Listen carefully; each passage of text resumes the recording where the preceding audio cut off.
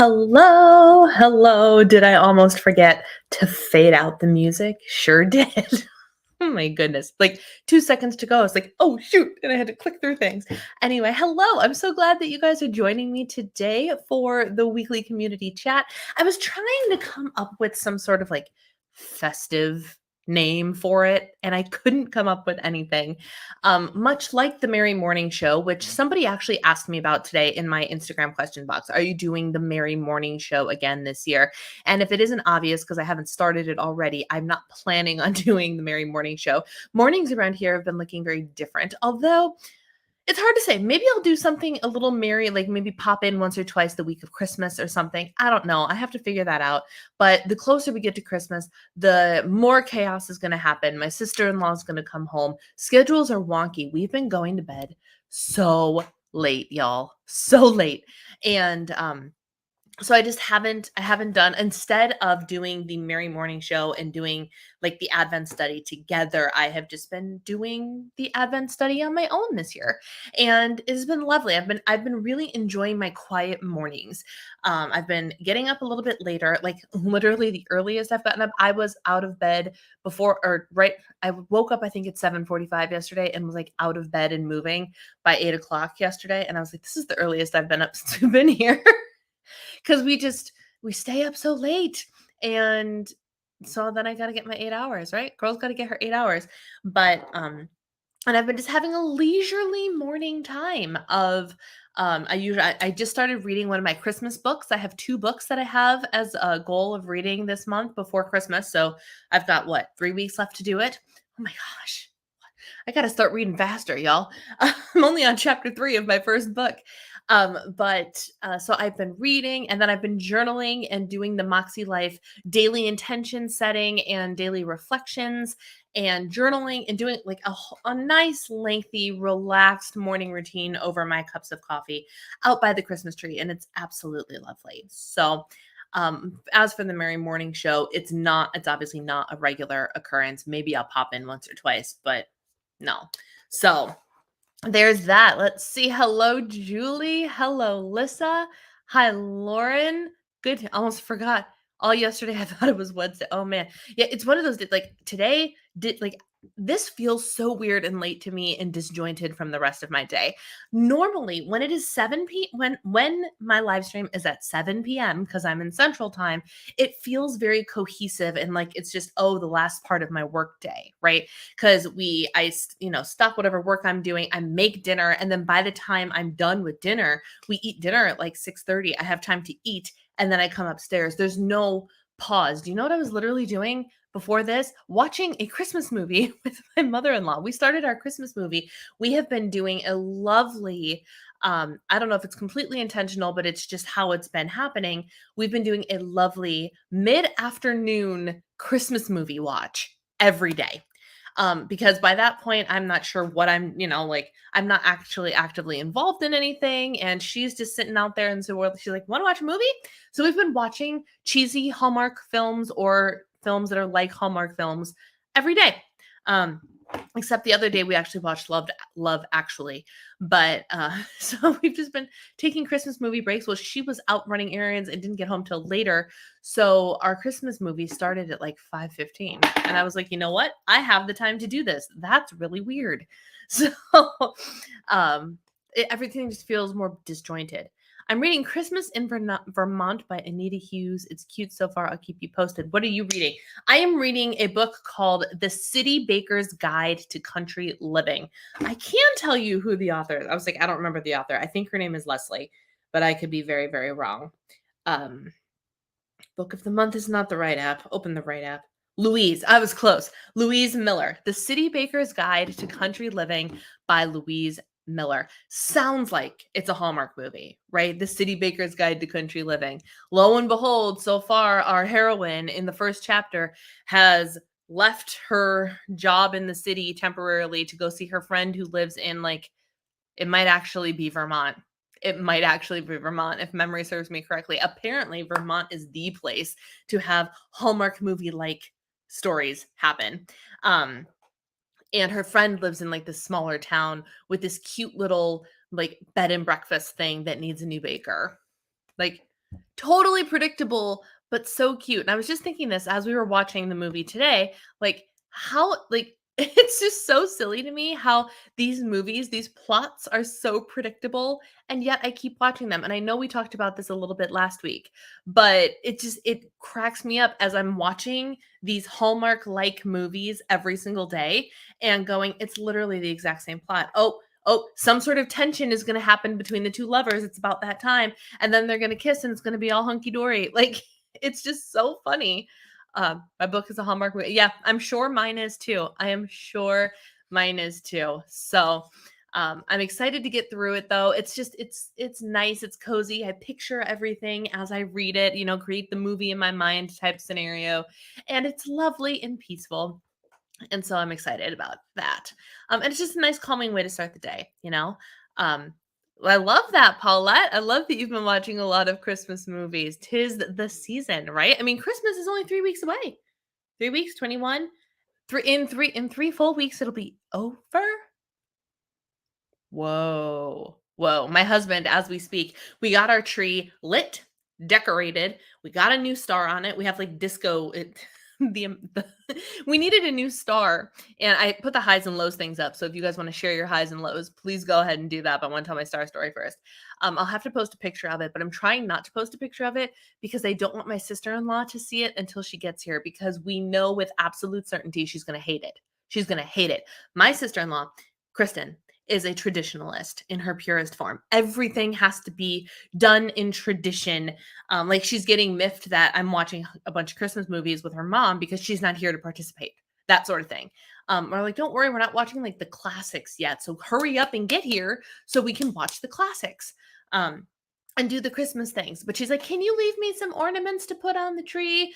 All that sort of stuff. She's very, very traditional and wants everything to be done the same way every year. Well, the star died on the tree. Star died. So we needed a new star, and we needed the star ASAP. So what do? We go to Target, because there's Target right down the road. And at Target, they had very few options for stars. So my mother-in-law saw like this metal one that had like some rainbow lights in it, and I saw it online too, and I was like, that looks great. Let's just do that one. Turns out it was a projector star. It was a projector. So now I've lovingly dubbed our Christmas tree Disco Tree, because all of the lights blink.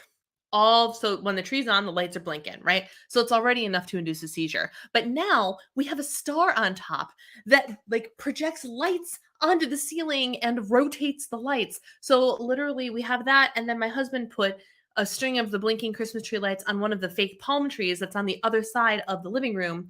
And so now the whole living room is just blinking lights, and so now it's like disco Christmas in our house, which is fine. It's fun, it's fabulous, but it's just so funny. And last night when my father-in-law was on the ladder putting up the star, and like we were sitting there trying to decide if we liked it or not, I looked at him and I was like, I'll bet you $10 that Kristen hates this the second she walks in.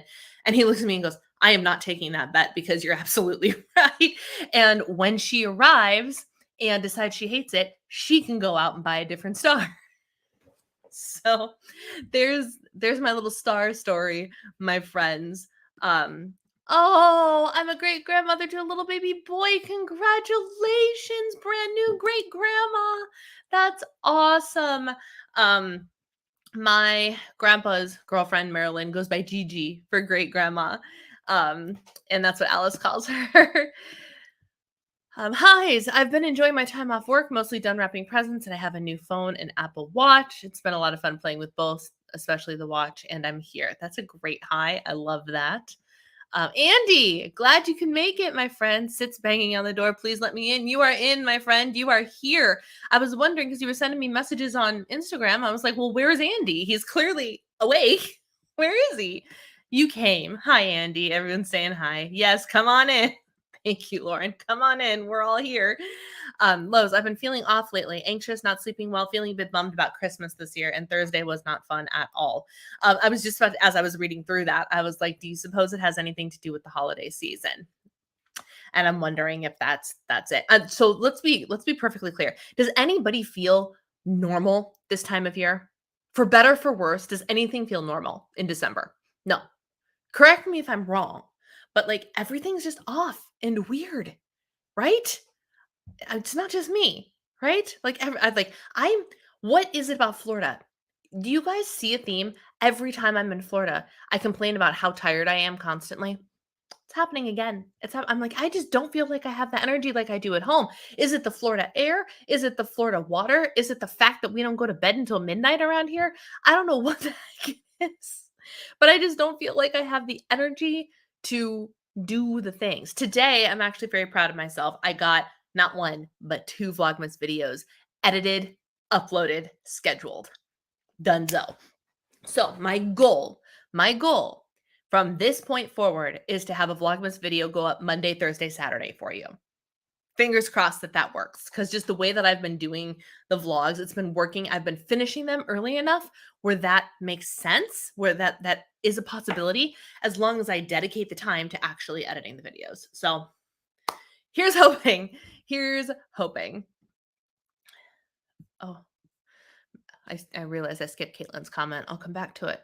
Bummed that when we're doing Christmas on Christmas Eve because my sister has plans with her boyfriend, and it just doesn't feel like Christmas if it's not on the 25th. So that's an interesting thing, and that's I kind of agree with you. I kind of agree with you, but there's also, especially when families start to split, you have to adapt, right? You have to adapt. Like Christmas Eve is still Christmas technically, and it's funny. I was just flipping through a couple of old vlogs just today. Oh, the air conditioner turned on.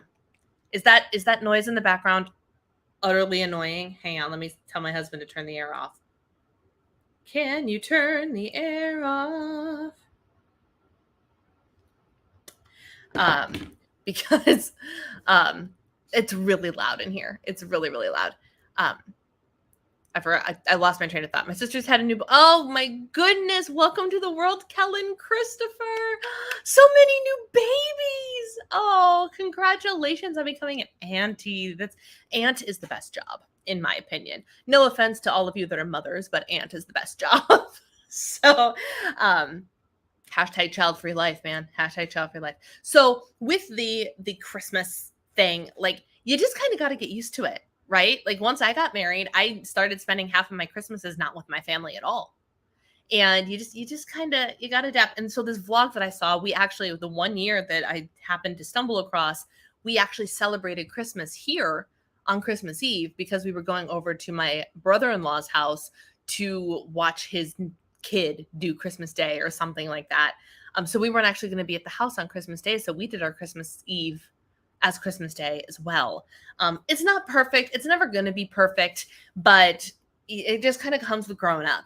It really does. Now my youngest sister's married. So like, we're like, is it a crapshoot? Are Dee and Colin going to be in the same place at the same time that we are? Like sometimes they are, sometimes they're not. And it's just part of living. It's just part of living. I have no energy. Don't I feel that? Oh my goodness, so many exciting births. I love it. We don't do much on Christmas Day as it is. So yeah. So losing everything. Yeah. And you're well within your right to be bummed out. It's always hard at the beginning. It's fair. It's different when you opt to like, oh, I'm going to go to my friend's house versus like somebody you're in a relationship with. And like, she's actively living with him, isn't she? So like they're a thing, they're a unit, they're a family unit currently. So that's a little different than like the teenager that wants to just go to a friend's house for Christmas. Dark room, thrash metal playing, volume 9, calming down slowly. Thrash metal calms you down, although I shouldn't be too surprised. My husband listens to like rock and roll, like the hardcore stuff when he's working.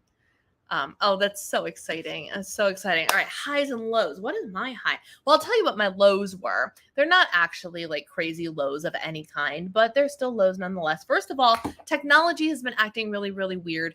And my phone in general and Instagram specifically is acting so slow. Does anybody else have this problem? And I don't know how many of you are actually like story sharers on Instagram, so maybe it doesn't apply.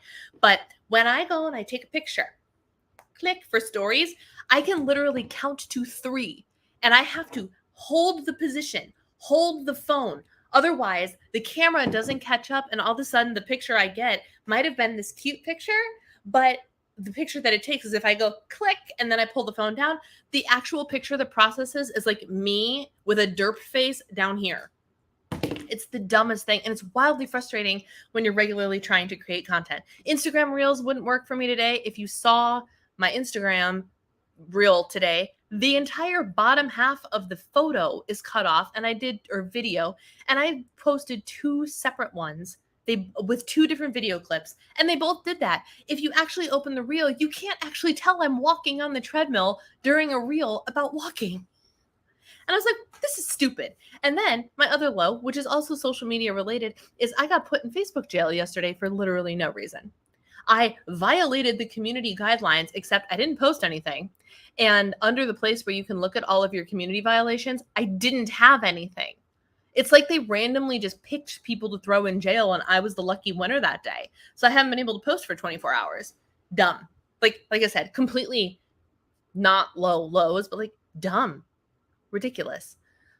Take the camera off live mode. But I don't know if live, like that makes sense. That really does make sense. The problem is it's in Instagram and not in not in what is the word I'm looking for? The actual camera app. So I can try taking it off live mode and see if that makes a difference in Instagram. I will try that suggestion, Andy. I will keep y'all posted to see if that helps. But I'm like, is there an update that needs to happen to my Instagram? No, everything's up to date. What is wrong with Instagram? Because they had it fixed for like a hot second, and then all of a sudden it went back to being trash again. I don't understand. Losing the husband is terrible. I can't even imagine, Paulette. Multiple celebrations where I'm still doing something on Christmas Day, but this year I'm not doing anything on Christmas Day. It's just going to be another day. Well, it's only going to be another day because you choose to make it that way. Turn on some make yourself a special breakfast, have a candy cane, put peppermint mocha in your coffee, watch a Christmas movie, and play with your new Christmas presents. You can make it a Christmas themed day. It's like last year when we ended up having to spend Thanksgiving at home alone because of the COVID scare that my family had, and so we had to delay our trip. We still made the most out of Thanksgiving, even though it was just the 2 of us at home. So you are fully within your power to be able to do something about it. So it's just not another day. You have that control to do that. I go back in the hospital pain clinic. Oh no. Hi, I've been told I'm Saint Nick. I mean, look at that picture. You could be Saint Nick, my friend. So I want you, while you're in the hospital, be going around, be the jolly ho ho ho man, because that would bring a lot of people a lot of joy. I noticed that too, but I thought it was just no, it's not. Instagram is ridiculous. Okay, so I do have some questions that were asked, only a couple, and then I also have a new topic that I want to talk about this evening. Have you all heard about take your camera off? I'm gonna take my camera off live mode. I'm not gonna do it at this second though, because I'm live streaming. Holidays can be whatever you want them to be. That's absolutely right, Julie. That's absolutely right. So let's talk about calorie counting for just a hot second, because I don't know why I never thought of this before. I don't know why I never considered that this was already a thing, but there has been a term that has been repeatedly coming up on different nutritionists and fitness influencer TikToks and Instagram reels that I follow. And I was like, oh, this makes perfect sense. And it is the term calorie ceiling. Have you ever heard the term calorie ceiling when it comes to tracking calories for weight loss.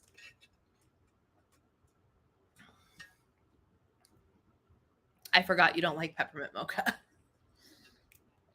My bad. So, the term calorie ceiling is basically, and this is with me doing zero research into its legitimacy whatsoever. I have all I've done is taken the term and I have given it my own definition. That's it. So if somebody stumbles across this video later and goes, that's not what the technical definition of calorie ceiling is, shush. This is what my definition of calorie ceiling is going to be for me and my clients going forward. Okay? Okay. The concept of calorie ceiling as it pertains to Diva and the Divine Wellness Coaching is as follows. A maximum number of calories. But you can opt to eat lower than that. The calorie ceiling is just your maximum. So there's obviously guidelines within this, but let's take me, for example, because you guys know that me like the glass ceiling for calories. Sure. Except we don't want to smash through that glass ceiling if we are in a calorie deficit. So, for example, take me because I'm actually the perfect example of this because my deficit appears to need to be so low, right? So as we discussed last week, I've been like bottoming out at like 1,300 calories a day on average. I carb cycle that, but I've also not been really good at adhering to that right now, which is what made me change things to begin with. So picture with me, if you will, a desired number of like the ultimate deficit for my body and my body only. Please do not eat this low because you do not have a muscle debilitating disability. 1,300 calories. But if I wanted to add a little leniency to my deficit, I was like, well, what does good old Jordan Syatt's calculator say that my deficit should be? And his calculator, if the most basic term is goal weight times 12. So I chose a really moderate goal weight and I was like, okay, 150. 150 times 12 is 1,800. So I was like, well, look at that. My calorie ceiling can be 1,800 calories. What does that mean? At maximum, to be in a reasonable calorie deficit, my biology aside, let's just go with me for this, right? I can eat 1,800 calories a day maximum. Knowing that I want my deficit to be like 1,300 calories a day, that's a differential of 500 calories, y'all. 500 calories. And the concept of the calorie ceiling is if you know your minimum, so for the normal human being, it would be your BMR or slightly above your BMR and your calorie ceiling. That range, anywhere in that range, it is acceptable for you to fall. So for me, like today, I'm not going to hit 1,800 calories. I'm going to sit pretty somewhere at like 1,600 calories today. But let me tell you, yesterday and today, I've given myself permission to have the 1,800 calories and I have not eaten 1,800 calories in those 2 days. So for me, it's a permission type thing, right? So the calorie ceiling is just me and thee then, Brianna. For the disability thing, yes. Just the two of us. But so with the calorie ceiling, like at max, like, okay, this is where you stop. This is your ceiling. But anything between here and 1,300, Brianna, completely acceptable.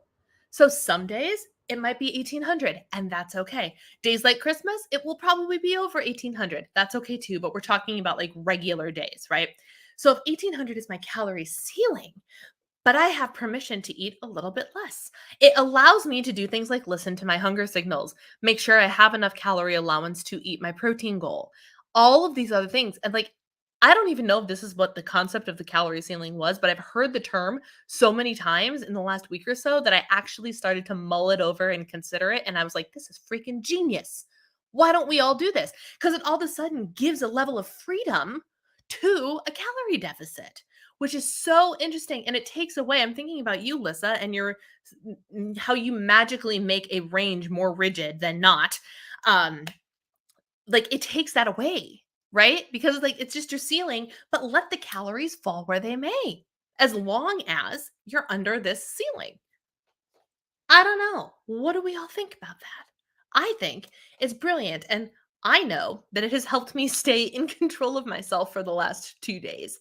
And so I'm going to be using this calorie ceiling thing from now until at least the holidays. we're in the holidays until after Jan 1, right? It just gives me the freedom I need to feel like I can enjoy the holidays and not be so rigid and listen to my biofeedback because my energy has been crap. So eating 1,300 calories is out of the question when when your energy is crap, right? So this gives me that opportunity, but also, so like if I'm like, oh, look, girl has 300 calories left, but I'm not hungry. Hey, guess what? That's okay too. Because as long as I'm under the calorie ceiling, it's fine. I love it. I love it. So that is the new thing that I am mulling over. And if it works well for me, it is something I will probably institute with my clients every single day. Oh, why do you try to get under 1,000 calories a day? That is no, no, no, no, no, no, no, no. Now, granted, I understand you are in a hospital and surrounded by medical professionals. So obviously do what the medical professionals say. But knowing what I know about your gender, your size, your age, you need more than 1,000 calories, my friend. You probably need more than 2,000 calories a day. Easy, easy. Um, very, very likely. Very, very likely. Unless you have some sort of like bariatric surgery thing that or something that I don't know about, which is very likely. I don't know all that much about you, my friend, but what I do know is nobody should be eating under 1,000 calories. My niece, who's 6, should not be eating under 1,000 calories in a day. She does, but she shouldn't be, you know? Hi, Rosie. Good to see you. Why would you? Yes. I did find that having some kind of range of calories helped me stay on track without feeling too overwhelmed. Yeah, this is a great idea for you because it takes away that, oh, but am I on the higher end or the lower end? If you just give yourself, so your maximum, none of this like 100 under and 200 above or whatever, like you have your maximum that's at a solid deficit for you. But it gives you that wiggle room of like, oh, if I'm just not hungry. What it doesn't do is it doesn't allow you to go like, oh, I can go up to 50 calories over. It's just it's a way to listen to your hunger signals and kind of obey your body while being in the calorie deficit at the same time. I don't know. The only flaw that I see in this plan, and that's why some people need guidelines. Like that's why I threw out there like about 100 above your BMR, maybe 50 above your BMR at maximum or minimum, right? Um, male 50, 420 pounds. My friend, if you want me to run your BMR right here, right now, I will do it to tell you how many calories that you should be eating at minimum. If you would give me permission, um, I would be happy to do that and use you as a learning opportunity. But the only flaw that I see in this plan is somebody who goes, well, I want to lose weight faster. So I'm just going to hit the really, really low numbers every single time and not go anywhere near my calorie ceiling. That would make it a flawed plan. But if you have your wits about you and decide you're going to do it the right way and listen to your body, feed yourself when you're hungry, fuel your body right, take advantage of that calorie ceiling to make sure you're getting adequate protein and fat and all of those things, then it's a great plan. But if you're somebody that's going to be like, actually, I'm just going to eat 1,300 calories, even though my thing is, or my ceiling is 1,800 calories, that's not great. Remember, I am at such a low deficit because I literally do not have a normal amount of muscle mass in my body, and thus my metabolism is slower. I'm sorry. I know all of you here understand it and know it, and I'm beating a dead horse and I'm preaching to the choir, but I repeat myself for that one person who randomly stumbles on this video and decides that they need to be in a really extreme calorie deficit, even though they do not have that same problem. So I'm sorry, I'm going to repeat it until the cows come home. And now we're going to run Andy's BMR. Let's see. I haven't run a male BMR in a really long time. Oh, we want Harris Benedict. Interesting. Oh, there's so many different things. So the BMR calculator that I really like to use, I will throw the link in the chat, um, updated itself. And now it has all these different options for things. And its default is actually for like, what formula do you want? It says that the Oxford is the most reliable. I was trained and certified on the Harris-Benedict equation, but now they have a Harris-Benedict equation and a Harris-Benedict equation revised. I don't know what any of that means. So we're going to start with the Harris-Benedict equation. Andy, how tall are you? That's the other piece of information I need. And until we get that information, I cannot run your BMR. So once you tell me that, we will be good to go. You said you're 50 years old, you're a male, you're 420, and we just need a height from you, and then we're good to go. Um, I think moving the points is going to be better for me. Yes, I very much agree with this. And this is also a great learning opportunity, right? Because my mother-in-law is in a similar situation. I am somebody who will not go back to Weight Watchers or anything that resembles Weight Watchers. I really enjoy calorie counting, macro counting. Yes, I do check in on Carb Conscious, which is points plus every once in a while just for funsies.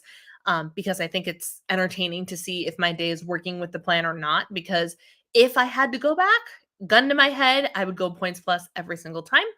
Um, but just because I won't, and just because I don't think overall, I don't think the plan is right, there are definitely certain individuals for which a points or bites plan is a better choice. 100%. Lissa appears to be one of those individuals. I also believe my mother-in-law is one of those individuals because we're going to get her set up with like her macros and this and that. And I looked at her and just as we were starting the discussion today, I was like, do you want to meticulously calculate everything you eat? Or would you like to eat your fruits and vegetables without having to worry about it? And immediately, whatever can make things easier for her is the right answer. So for that reason, I'm probably going to prescribe her a protein goal and a bites plan on healthy, because that's what would work best for her. 6'2". All right, my friend, are you ready? Drum roll, please. Yep. All right, my friend. So your BMR, as you stand right now, is not 1,000. It is not 2,000. It is, because you are a man and men always get the better end of this deal, 3,289 calories.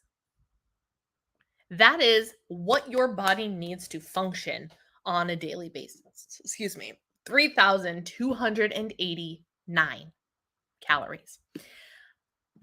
So eating 1,000 calories a day. Let me go back to what I told you last week, Andy. Remember how you said you're always so tired? We're going to take that information of you're always so tired and pair it with the I try to eat less than 1,000 calories a day. And I go, boom, that's why. That's why. You're filling your body enough. Your body literally needs 3 times that in order to perform its normal bodily functions, like taking care of itself. And that is why it's important to understand your BMR, your basal metabolic rate, the minimum number of calories your body needs to function. And this is why, with few exceptions, eating below your BMR is not advised. If you have generally speaking, normal health, eating below your BMR is not advised. I am the exception. When I was in coaching, we ultimately ended up cranking me below my BMR. My BMR is somewhere around 1,600 and my calorie goal was 1,300. But we compensate for that by doing more frequent diet breaks and refueling. Because you have CMT, Andy, in order to do weight loss, it is feasible that you would need to eat below that calorie number as well, below your BMR, which is 3,200. But that means you could live that means you still need literally twice as much food. Even if you doubled the amount of food, you'd be at 2,000. It would still be too low. Does that make sense? But thank you for letting me use you as a learning opportunity, because that's a really interesting thing. So now, just for funsies, we're going to take that same number. I'm going to go Harris-Benedict equation revised. So 3,289, 3,259. He lost 30 calories by going there. And then what about Oxford? 3,089. What the heck? I don't even know. There's like 6 different options on here. 7 different options. 1, 2, 3, 4, 8. There are 8 different formulas. Y'all, just so you know, if you go over on that website, it is the Harris-Benedict equation. You could use Harris-Benedict revised. Whatever. Let's do me. What does it tell me that my BMR is? Let's see. Now we're just having funsies. If anybody else wants me to run their BMR for them, I'm happy to do it since I have the website up. Harris-Benedict equation for Brianna is 1,630 versus 1,616. So there's something very, very minuscule in there that they've revised. How much below my BMR? You should not be eating below your BMR for weight loss. You should not be eating below your BMR. You should be eating above your BMR. Above. Use the macros that I have given you before. Above your BMR, not below your BMR. I eat below my BMR because I literally do not have. I have a muscular dystrophy. Muscles that do not work, that do not contribute to what would be considered a normally calculated metabolism. That is my problem. Anybody else, unless you have some form of muscular dystrophy or something that acts like that, like CMT, above your BMR, above, higher than. My recommendation is typically start at least 100 above your BMR, at least 100. And you really want to get closer. You want to get up higher. What the ideal situation is for me is where you are active enough, because how we calculate macros, right? I take your BMR, I multiply it by a determined activity multiplier based on all of the information I know about your activity, and that gives me your total daily energy expenditure, the total number of calories that you eat or you burn in a day, right? Taking a percentage of that is how you get your deficit. So if your TDEE is 2,000 calories, and to be in a deficit, you need to be under those 2,000 calories, right? So you could do a 1,900 calorie deficit and have just a deficit of 100 calories. So let's use my numbers as an example. My BMR is 1630, right? 1630. My TDEE is about 2,100. My maintenance calories is about 2,100, right? So in theory, the numbers that Jordan Syatt gives for the goal weight times 12 of 1,800 is actually perfectly within that range. If my TDEE is 2,100 and my BMR is 1,600, anything below 2,100, but at least 100 above 1,600, 1,800 is actually the perfect number by the book for me, right? It's actually the perfect number. However, with my disability issues, sometimes that number needs to be smaller, right? For me personally. But that's what you want to do. So if my BMR is 1,600, initially, my coach would not go lower than 1,700 for me. And then as we were starting to struggle with the weight loss, despite consistency of at least, I've worked with her for over a year, y'all, a year. So don't do it for 2 weeks and be like, oh, it's not working. Don't tell me that, because I'm going to call your bluff. You got to give the good old college try, right? So that means that then I was like, well, then we can go closer to my BMR. Like the amount of effort it took for her to push me below my BMR, it took months for her to be like, let's try it. Let's see.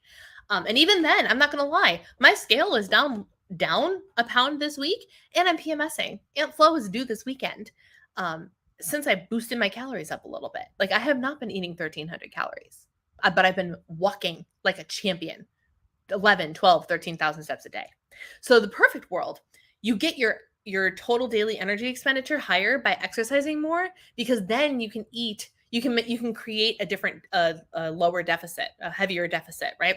So if you have a TDEE of 2,000 and you do a deficit in 1,800, but you kick up your activity and all of a sudden you're burning 200 more calories a day, which would make your TDEE 2,200 calories, but you're eating 1,800 calories. You have all of a sudden doubled the size of your deficit by increasing your activity, right? There's a whole lot of nuance that goes in with that. A whole lot of nuance.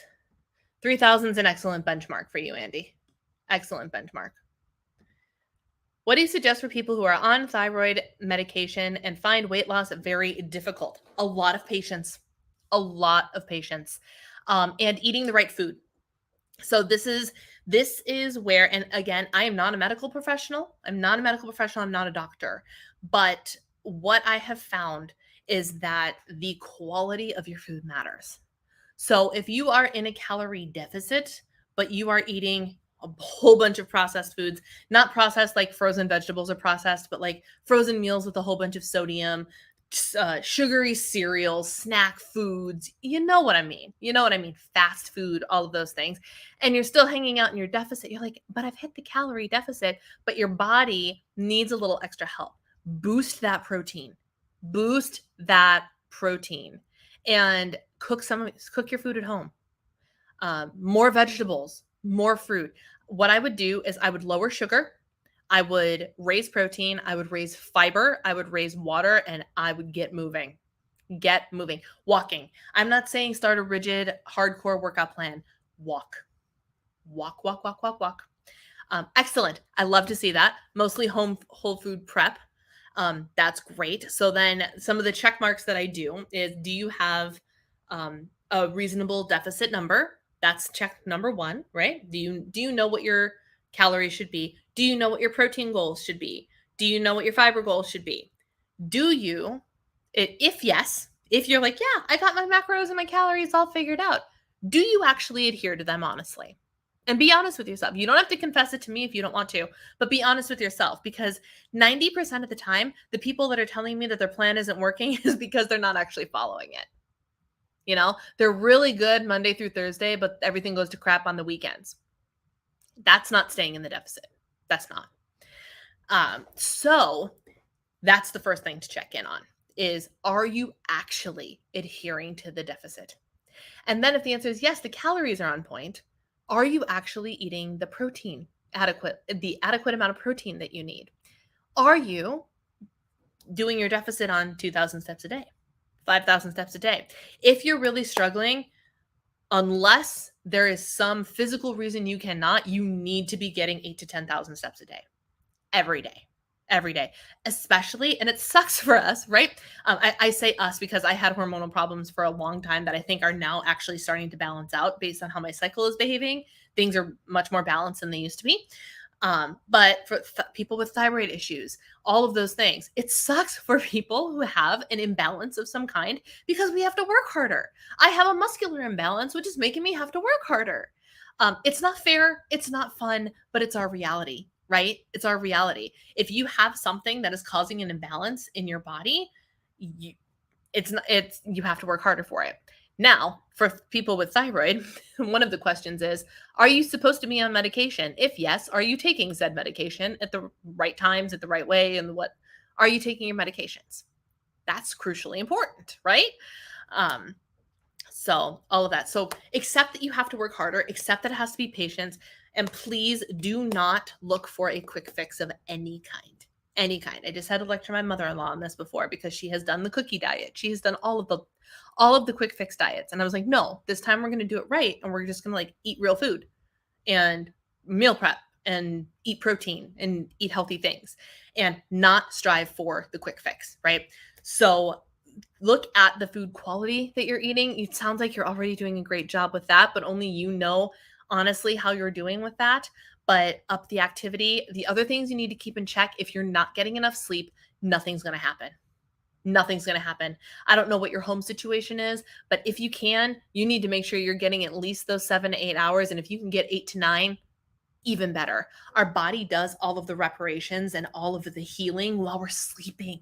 And so if we don't get enough sleep, there ain't no way it's going to let go of weight. So both of my parents are like that. Like, yep. Nope. No meal. Due to joint pain. Yeah. So what you have to find, and again, I say, and this is what my Instagram reel was about today. It doesn't, when I say move more, I don't mean start HIIT workouts, start weightlifting. Don't get me wrong. Weightlifting is a really great choice and something that you should be doing. But if you struggle to work out, you don't need to work out at all. You need to increase your walking. You need to increase your everyday movement, right? And I'm not saying if you, like, let's say hypothetically, Josephine, I don't know what your actual numbers are, but let's say you get 2,000 steps a day and that's where you're at. Starting where you're at is really important. Don't wake up tomorrow and go, oh, Brianna said I need to get 10,000 steps today, so I'm going to get 10,000 steps. Don't do that. Start where you're at. And if that's 2,000 steps, be like, okay, tomorrow I'm going to get 3,000 steps. And then after a couple of days of regularly getting 3,000 steps, be like, okay, now I'm going to get 4,000 steps, and gradually increase. So your body, especially as somebody who experiences pain, you don't want to shock your system into that. You don't want to do that. You want to gradually increase things so your joints don't go, I'm sorry, screw you, I'm not doing any of this. We don't want that. We want our body to kind of increase with us, right? So those are all things that I want you to consider as you go forward, right? We have to look at everything realistically. Exactly. The least I have is what weights to buy now is the weight to get delivered. I mean, get whatever you can get your hands on. Our bodies weigh something. Our arms weigh something. If you don't have weights, pick up a water bottle and do a little something. Any movement's better than no movement.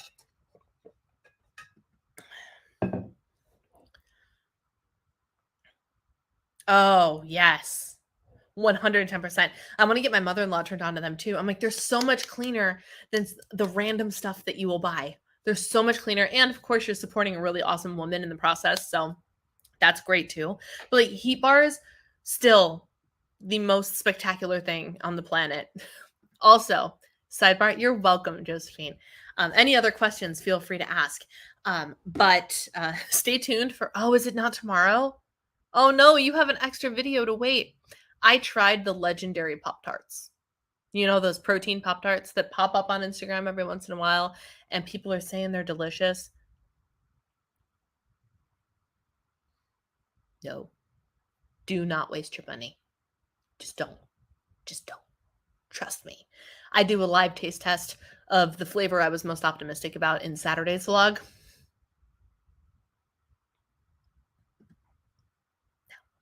Might try the heat bar. Healthy eating on the go bars, 100, 10 out of 10, would recommend, do recommend every single time.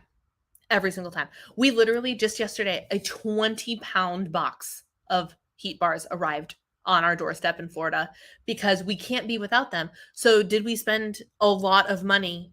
A lot of money. Granted, it was a Black Friday sale, but still a lot of money on heat bars because we being me and my husband, we both eat them all the time. He eats one every single day. And it is a bar. He's a snacker. It's a bar that I love that he eats because it is so clean and it is so good. His bars are pretty clean. Do they have any fiber in them? If they have fiber in them, that makes it a little bit better. Yeah, I bought 4 boxes of those. 4 boxes. So I didn't single-handedly make her sell out, but I helped. I definitely helped. All right. Well, we're going to go into Q&A time.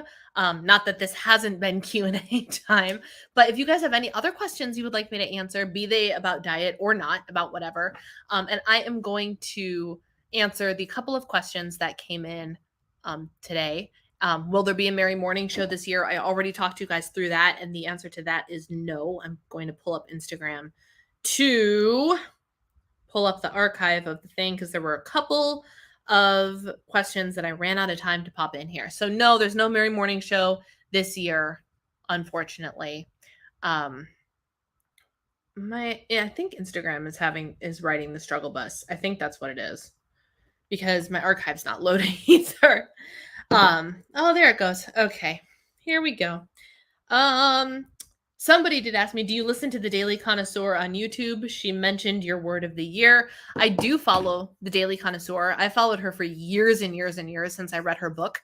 And, but I have not encountered the video. I don't watch her regularly though. Sometimes her videos are just too slow paced for me and just not quite the content I'm looking for at the day that I'm looking at my newsfeed.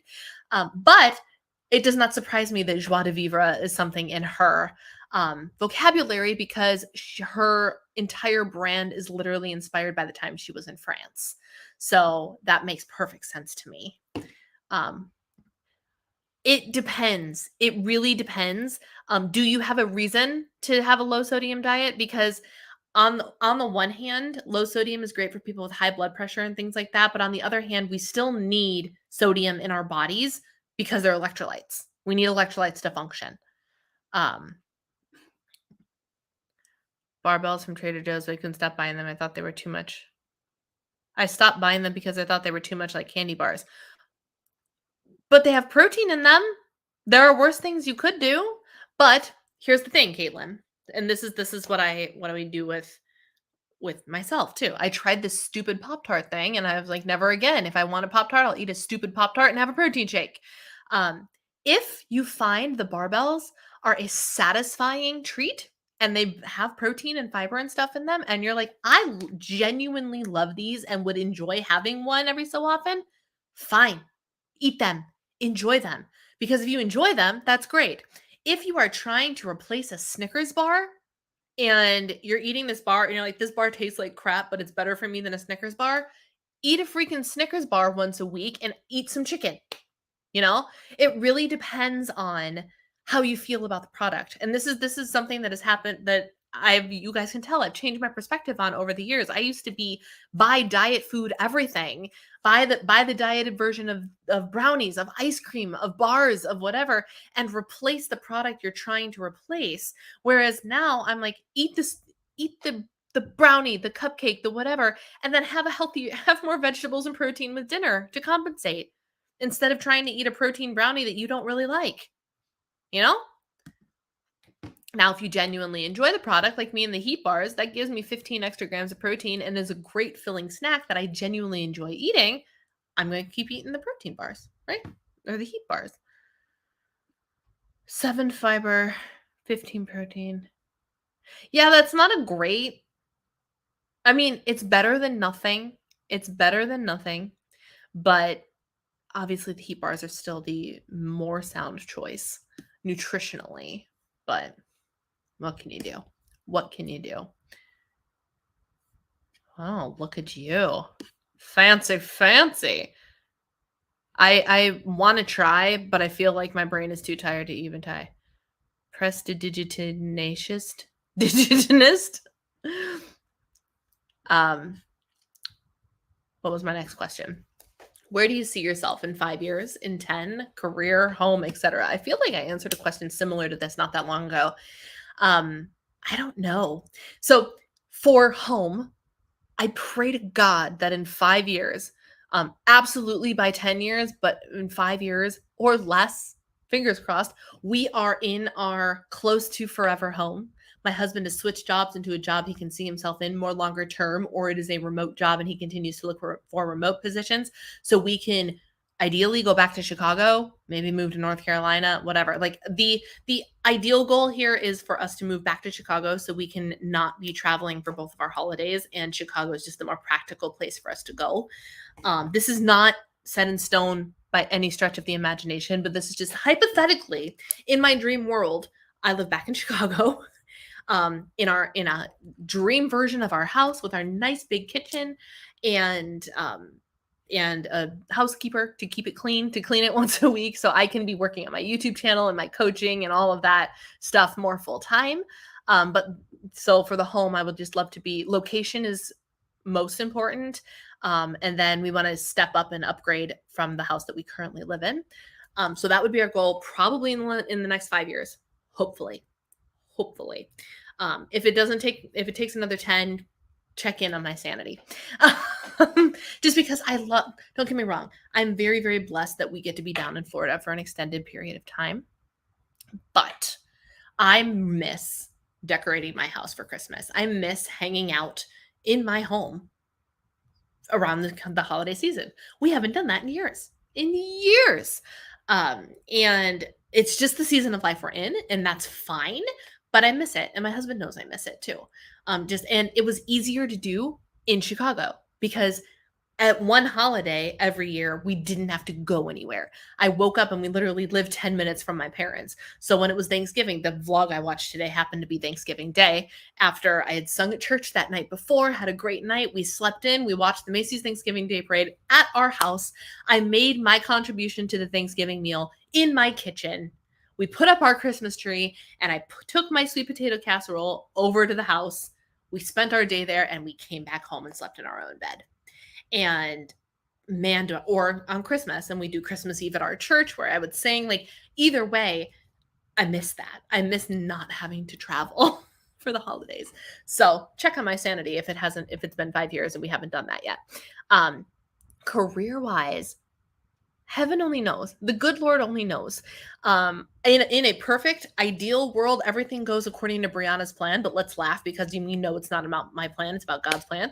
But everything going according to Brianna's plan is in the next 5 years. This year, I'm focused on the weight loss. Right, that's number one. Let's say I get that done. Bing, bam, boom, goal weight, maintenance mode, turned on forever, happy, happy day. Doesn't it sound so awesome to just like simplify it like that? Like, oh, let's say I did it. Boom, done. Then we turn the focus to growing the YouTube channel and growing the coaching business. And so what would be ideal would be, creeping up on 100,000 subscribers, making a full-time income on YouTube and having a full-time client roster. That's the dream for now. The spirit works in mysterious ways, and heaven only knows if that's actually my lot in life. We don't know, but we'll see. Good question. I loved this one. Do you and Eric ever fight? And genuinely, the answer is no, we do not. We don't get me wrong, we bicker. We bicker like an old married couple because we are an old married couple, but we have never had a big blowout fight ever.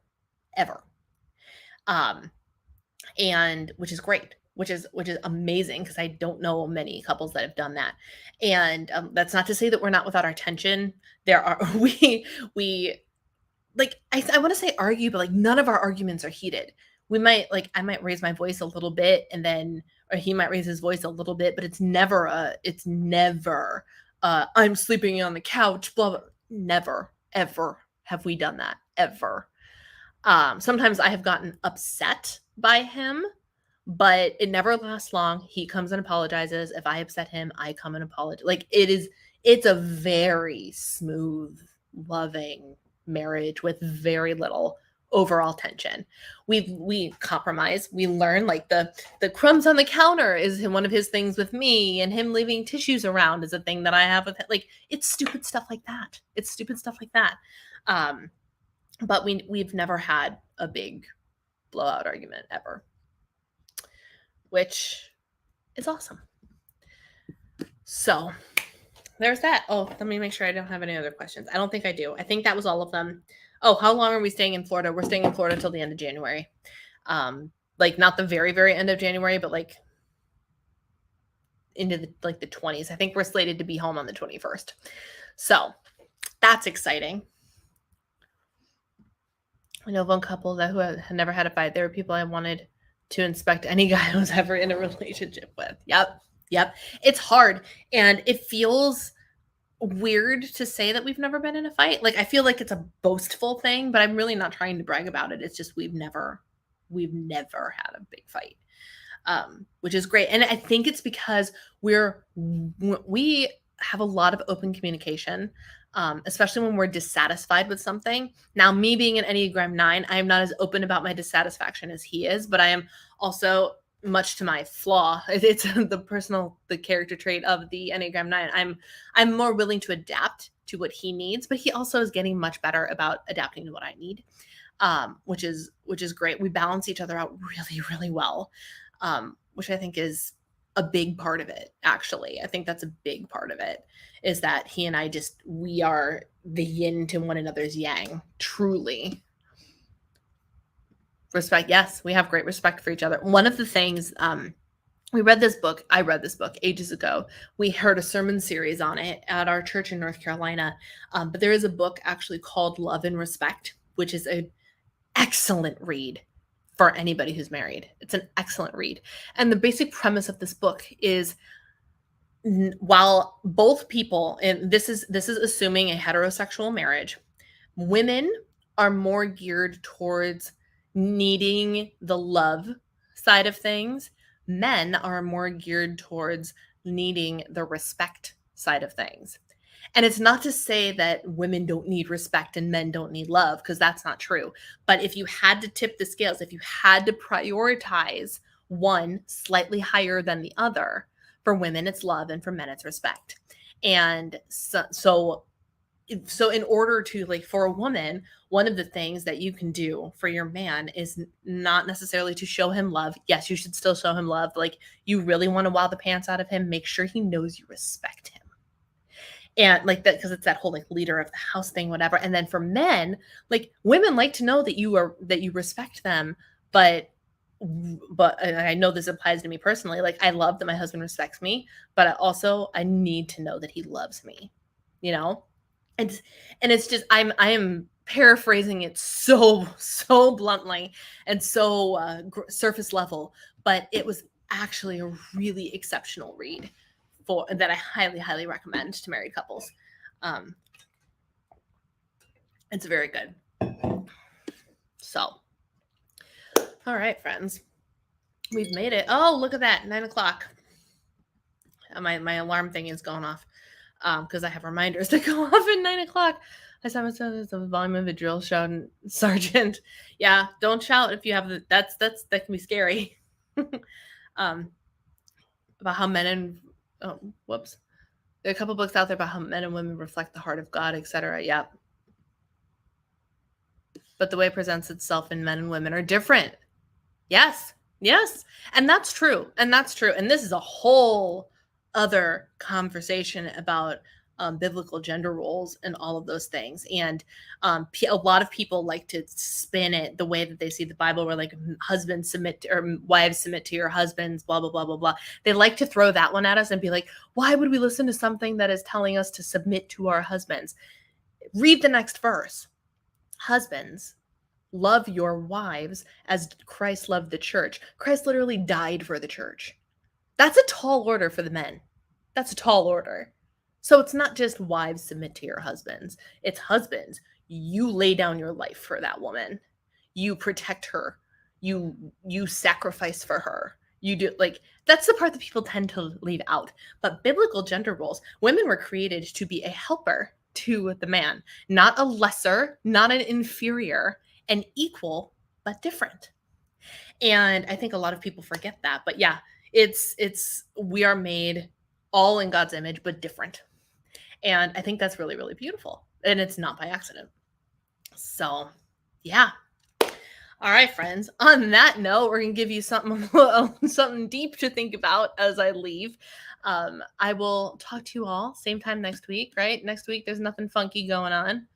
We check the calendar. No, it's just the 14th. Nothing funny is happening. Cool. So I will talk to you all next week, same time, same bedroom, until Kristen shows up. And then I'm probably going to have to find a different place to do this too. I don't even know. But I will talk to you later. It was wonderful chatting with you. Have a wonderful night and a great rest of your week. Take care, guys.